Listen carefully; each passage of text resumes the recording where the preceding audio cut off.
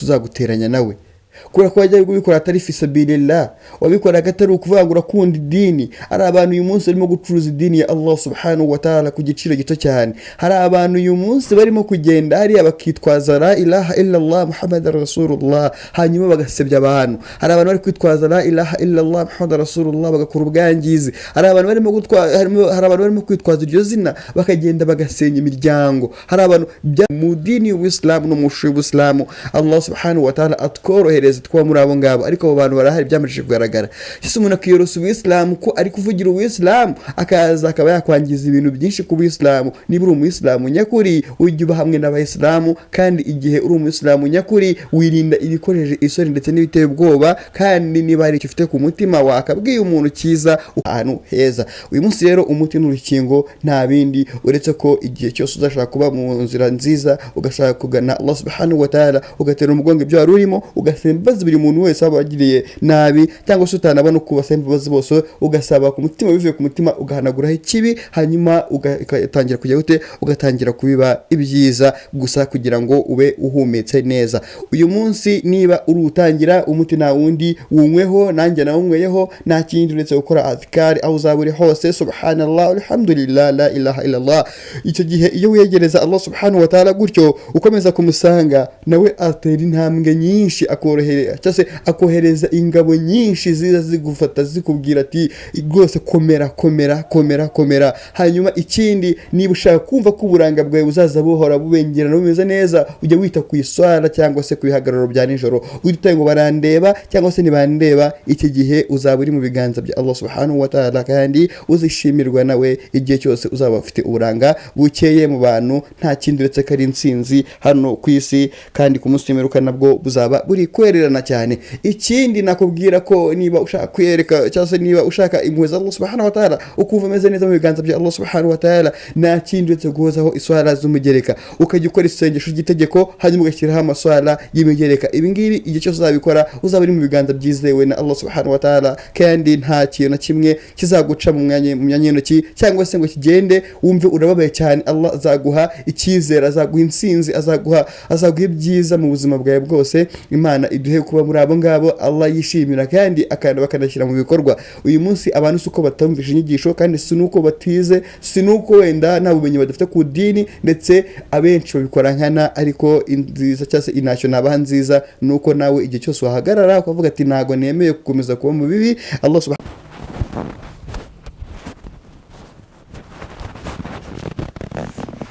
Assalamu alaikum wa rahmatullahi wa barakatuh.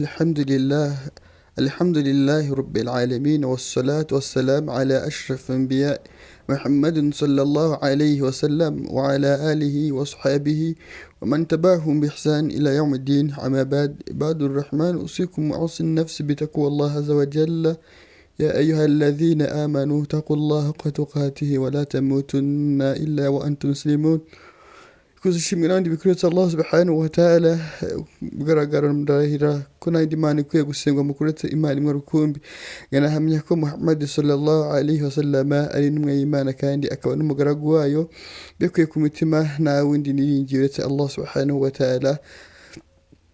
Byukuri hari abantu bakomeje kugenda banyandikira message. Izi message ntago ndazisubiza kabone n'ubwo byaba bimeze bite. Izi message sinzazisubiza kabone n'ubwo byaba bimeze bite. Nababwiye inshuro nyinshi kuri buri muntu wese utazi wenda impamvu yanjye azasubira mu biganiro nagiye nkora wenda byavuba ahangaha. Nta na rimwe nabwiye yuko hari ibintu byinshi umuntu yagakoze ariko akaba atagaruka hano imbere y'izi kamera cyangwa se imbere y'izi mikoro kugira ngo aze avuge ibintu bitajyanye cyangwa se ibintu kabone n'ubwo byaba bijyanye, cyangwa se kwicara imbere y'umuntu ukaba wamurondogora uko ari, cyangwa se ukaba wamuvuga byaba ari byo yakoze cyangwa se ibyo atakoze. Nabihakanye rero mbivuye inyuma yuko n'umuntu uzabikora nguwo ntabwo ndi kumwe nawe, cyane yuko mbivugiye ko hari message ndi kwakira nyinshi ngo cyangwa atubwiye kuri ibi ngibi, ngo avuze kuri ibi ngibi byagenze gute. Ntago rwose mfite umwanya wo kongera kuvuga ku kintu cyose cyaba kiri kuvuga ku muntu, cyane yuko buriya abavandimwe Islam buriya hari ikintu kimwe abantu bataramenya cyabatazi cyangwa se barenga banabizi. uyu munsi buri mushekhe cyangwa se buri mu ustazi buri mumenyi wese buri wese abashije kugera kuri b'ishuri akiga ntabwo wamubwira ububi bwo kuvuga umuntu cyangwa se kuvuga abantu runaka sosiyete runaka ngo abe atabisobanukiwe. Niyo mpamvu rero uyu munsi umuntu utabisobanukiwe cyangwa se umuntu ubyirengagiza nkana uwo nguwo ibihano bye birateganyijwe imbere ya Allah subhanahu wa ta'ala. Ariko ngewe muri abo ngabo Allah azambabarire, ntabwo nzigera mba muri bo niba narababayemo, kandi wenda Imana imbabarire cyane cyane ko twe turabana. Ariko nanone iyo ibintu ubonye ko nta ibisubizo by'ibibazo byawe birimo, ibyiza ni uko wakora tawuba ukihana, kandi Allah niwe ubabarira, niwe nyirimpuhwe, niwe nyirimbabazi. Ibi ngibi rero binasubiza buri muntu wese urimo kumbaza ngo none se ngo gutya cyangwa se abantu bashobora kuba wenda bana amafoto nk'ibisanzwe ngo uyu muntu ngo ni umuntu mubi ngo reba ngo n'amafoto ngo ni byose. Allahu ya'lam, ntabwo mbizi neza icyo wenda ugamije kugira ngo imbe nashyira hanze uwo muntu cyangwa se wenda imbe navuga kuri uwo muntu. Ariko Allah ngo uzahishira ibanga mugenzi we nawe azamuhishira amabanga ye. Dutekereze bavandimwe Islam ibintu twebwe Allah subhanahu wa ta'ala yaba yaraduhishiye. Hari n'abumvisha ikiganiro nakoze mu minsi iri ngo none se ngo ko wajya gukora ikiganiro ngo kikarebwa cyane ngo bitewe n'uko wenda ngo waba wavuze ku muntu runaka n'iki byose, ubwo urumva ibiganiro byawe bizongera kurebwa n'abandi, kandi twajyaga tubira twishakira amakuru kugira ngo wenda turebe naho dini yacu igeze n'ibindi byinshi cyane. Niba ari icyo ngicyo wandeberaga muvandimwe Islam, mise nkubwiza ukuri muri iki kiganiro ntuzongere kundeba rwose ibiganiro, kubera ko niba wabirebaga kugira ngo nandagaze kanaka cyangwa se kugira ngo mvuye kuri runaka, ntabwo uzongera kubibona. Kandi Imana imbabarire niba hari aho navuze nabi mu biganiro byabanjije ibi ngibi ndi gukora bwa nyuma. Ariko ndakubwira ngo niba uyu munsi ari kara Rasulullah ni kara Rasulullah, niba ari Muhammad Rasulullah ni Muhammad Rasulullah. Niba ufite icyiza wabwira umuntu, uzaze ahangaha tuzaguha ubwisanzure hanyuma ukigeze ku bantu. Kandi niba hari n'impano ushobora kuba wagenera umuntu runaka, iyo ngiyo uzazimuhereze. Ntabwo ibyo ngibyo ntabwo tuzabigenderaho twumva ko kanaka ni mwanga ngo natwe ngo tumwishyiremo ngo tumwange abadan. Rero niyo mpamvu Allah angirire impuhwe, anazigirire bagenzi banjye, kandi anazigirire buri muntu wese ushaka kugira ngo ashake gusenya abayisilamu ndetse n'abayisilamu, cyane cyane yuko uyu munsi ntago wahakana ko uyu muntu yarakariwe. Abantu bararakariwe kugeza ku rwego ko Allah subhanahu wa ta'ala yashyizeho n'ibihano byabo, kandi ibihano binakaze cyane. Abantu bavuga abandi, abantu babunze amagambo, hari abantu batunzwe n'amafaranga bakuye mu bwicanyi. Ibi ngibi iyo umuntu avuze ubwicanyi bwa mbere ni ururimi buriya rushobora kuba rwakwica cyangwa se rukajya guterwa gukiza. Ururimi mbere yuko ibi byose biba nirwo rutangira kwatura. Iyo ururimi rwatangiye kwatura amagambo, burya nta kindi kiba gisigaye uretse ko uba usigaje gushyira mu bikorwa. Rero uyu munsi iyo umuntu aje hariya no Qur'ani, Allah subhanahu wa ta'ala yagiye agaragaza ahenshi kugira naho Rasul sallallahu alaihi wasallam bamubajije akabigereranya nko wafata inyama z'umuntu ukazirya, ugafata inyama z'umuntu ukazirya, ati se ninde muri mwebwe wakwishimira kurya inyama z'umuntu? Ariko baramusubiza ati se ya Rasulullah, muri twebwe nta n'uwo byifuza. Ariko Rasul sallallahu ati rero ni nako umuntu yicaye mu kiganiro agaterura izina ry'umuntu akarivuga yaba ari kuvuga mu byiza, yaba arivuga ibiri byo cyangwa se bitari byo, ariko akarivuga mu buryo butari bwo, akarivuga nabi agamije kuritsebya no kuryangiza, uwo nguwo nta kindi aba arimo kurya inyama ze. Ati rero mujye mubavuga cyangwa se muvuge ibyiza kuri bo bakora, cyane cyane ko bihari. Nimubura ibyiza mubavugaho, mwicecekere, ni byiza kuri mwebwe. Ariko nanone niba hari umuntu muri mwebwe wagize ikosa cyangwa se agakosa agatambama ku nzira ya Allah, nta kindi mutegetswe, nta mbaraga mufite kundusha ndetse nta n'ubwenge mufite kundusha, muzamugereho mu urwibutso rwanjye. Uwo nguwo nabihakana agatera umugongo, nta kindi cyonyine mwakora uretse kumubwira ati ibihano byanjye birahambaye, ibihano bya Allah subhanahu wa ta'ala birahambaye. Rero niyo mpamvu bavandimwe Islamu tujye twubaha kandi tunubahe abaturuta muri twebwe ndetse n'abo turuta muri twebwe, ababyeyi bacu ndetse n'abarumuna bacu, twubahe abavandimwe bacu ndetse n'abaturanyi bacu. Ibi ngibi bizatuma turushaho gukurura idini yacu kandi tunayikunde, inaduhumurira tuzaba tugenda hose.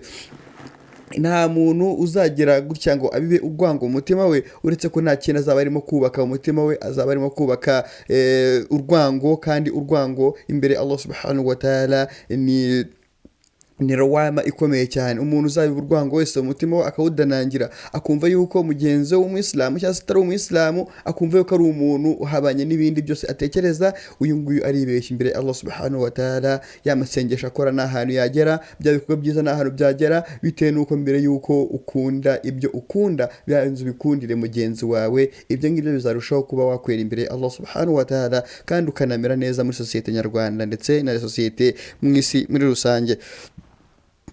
Rero igihe gito atatwihaye kugira ngo wenda tube twasubiramo aya magambo, Allah ajya tubabarira tuba dutegwa, kubera ko niwe Allah, niwe wenyine usukuye ku rurimi, niwe wenyine usukuye mu bintu byose, niwe wenyine uringaniye ahantu hose, niwe wenyine ushobora kuba wavuga ntiyibeshye. Ariko twebwe abantu turibeshya, ushobora kuvuga navuga ibintu bigasobanuka ko nashatse ko bisobanuka, ariko ibi ngibi iyo bibayeho nta kindi uretse ko ndi umuntu nakwibagirwa, ndi umuntu nakosa, ndi umuntu nanyerera. Ariko ntago bizongera kubaho ko naza kuri izi mikoro natake itsinda runaka, abantu runaka, cyangwa se mvuge ku bintu bijyanye n'amarangamutima ya runaka cyangwa se amarangamutima yanjye, uretse ko nzavuga ibijyanye na qala Rasulullah Muhammad Rasulullah. Kandi nabwo igihe biri ngombwa, hari igihe abantu bumva ko ibi bintu abantu biharaje ino minsi nakwita ngo ni nko gutwika, cyane cyane ko buriya abantu mugomba kumenya iki kintu. Uyu munsi umuntu ashobora kubikora kugira ngo wenda bamugani atwike gutya, abantu bamureba, abantu views zabonetse, abantu bamurebye yahembwe, ariko imbere Allah subhanahu wa ta'ala utwo tuntu duto cyane nitwo tuzaguteranya nawe, kubera ko wajya kubikora atari fisabilillah, wabikoraga atari ukuvuga ngo urakunda idini. Hari abantu uyu munsi barimo gucuruza idini ya Allah subhanahu wa ta'ala ku giciro gito cyane. Hari abantu uyu munsi barimo kugenda hariya bakitwaza la ilaha illallah Muhammad Rasulullah, hanyuma bagasebya abantu. Hari abantu bari kwitwaza la ilaha illallah Muhammad Rasulullah bagakora ubwangizi. Hari abantu barimo kwitwaza iryo zina bakagenda bagasenya imiryango. Hari abantu byaragaragaye ko hari igihe abantu baza bakiyoberanye mu dini y'Ubuislamu no mu Ubuislamu, Allah subhanahu wa ta'ala atworohereza twaba muri abo ngabo, ariko abo bantu barahari byamaze kugaragara. Sisi umuntu akiyorosa Ubuislamu ko ari kuvugira Ubuislamu, akaza akaba yakwangiza ibintu byinshi ku Ubuislamu. Niba uri Umuislamu nyakuri ujye uba hamwe n'Abayisilamu, kandi igihe uri Umuislamu nyakuri wirinda ibikoresheje isoni ndetse n'ibiteye ubwoba, kandi niba hari icyo ufite ku mutima wakabwiye umuntu cyiza ukaba wakimubwira utagendeye ku marangamutima yawe ndetse n'ibindi byose byatuma kugira ngo uwo muntu akumve, uretse ko uzakoresha la ilaha illallah Muhammad Rasulullah. Ngiye ku bwanjye rero ntago wenda navuga ko ndi umwere 100%, ariko none imbere Allah subhanahu wa ta'ala igihe umuntu ashaka imuhweze, kandi igihe ashaka kugira ngo akimbe imbere ye, nta kindi yagakoze uretse ko yagaruka mu muhweze. Ibi ngibi rero Allah subhanahu wa ta'ala akuzana cyangwa se agufata yihuta cyane, agutabara yihuse, kubera ko hari ibyo ababona uri kuvamo, kandi ibyo bintu uri kubivamo ujye usaba Allah subhanahu wa ta'ala ntuzabisubiremo, kuko ino si iraryoshye, irimo kuturigatisha ku tuntu tworoshye cyane kugira ngo tube mu bantu batunze, kugira ngo tube mu bantu beza, abantu bajya batuvuga neza, abantu bajya batubona neza. Ariko ibyo ngibi byose hari igihe bigusaba kugira ngo utange icyo gitambo cyo kuba wavuga bagenzi bawe nabi, cyo kuba wakwiba bagenzi bawe, cyo kuba wabavuga nabi, cyo kuba wabica, cyo kuba wabasenya, cyo kuba wabasebya. Ariko ibi ngibi ukabikoresha kugira ngo ugere kuri ya maronko yawe ushaka, ariko imbere Allah subhanahu wa ta'ala ugasanga nta kintu na kimwe wigeze ukorera uretse ko wakoreraga duniya gusa. Uyu munsi umuntu aricara agatekereza ngo kugira ngo mbone amafaranga ya runaka nakora iki, ugasanga uraperereje usanze runaka wenda yagiye kugambanira abantu runaka kugira ngo agere ku byo ariho, yafungishije umuntu, hanyuma ukaba wagira gute, ukaba watera ikirenge muke nawe kuvuga ati nta kundi gukira bibaho, n'ubundi gukira no kwandavura. Uyu munsi buri muntu wese wasanga yigambira indwara ivuga ati uyu munsi ngo utagize icyo wigomwe gukore ngo ntago wagera ku cyo ushaka, ngo kugira ugere ku cyo ushaka hari icyo utanga. Muri makeya buri wese ashaka gutanga igitambo cy'igiciro kugira ngo abe yagera ku buzima bwiza. Ariko nyamara ubu buzima bwiza abantu barimo kwishoramo, wallahi niba hari ikintu cya mbere kiryana ni ukuba wumva udatuje, wumva uri mu gihe cya wenyine, ugatekereza ugasanga hari abantu bavuze nabi, ukavuga abantu bambonye bananyica, abantu bambonye banyivugana. Icyo gihe cyose uzabaho wumva udatuje mu mutima wawe, n'igihe uzaba wumva yuko hari umuntu watse ukuri kwe, kandi icyo gihe ukuri kwe wakaba warakamuhaye. Icyo gihe uzabaho udatuje, n'igihe cyose niba usari 5 ku munsi, ariko ukaba warahabaye cyangwa se ukaba warahuguje umuntu, ukaba waramwambuye amana ye. Umuntu uyu munsi arakuragiza akakubwira merereza umuntu kanaka ikintu iki n'iki, ariko uyu munsi ikintu yaguhaye kikarinda kiranya kitamugezeho. Allah atworohereze, adushyire kure ya shayatani, adushyire kure y'amashayatini yose amajije kuza mu bantu, cyane cyane ko amashayatini nta handi akora uretse mu bantu ndetse no mu majini nyine nk'uko Imana yagiye ibigaragaza. Amajini natwe ubwacu aba aturimo, kandi idini rishobora kuza rikagira rigakora ubwangizi rigenda rimena amabanga yawe. Ayo mabanga yawe rero igihe ageze hanze, uretse gusaba Allah subhanahu wa ta'ala ukamutakambira, hanyuma akagushyiraho rido, cyane cyane ko Allah subhanahu wa ta'ala ari asitr. Allah subhanahu wa ta'ala no mazina ye harimo asitr. Allah azaguha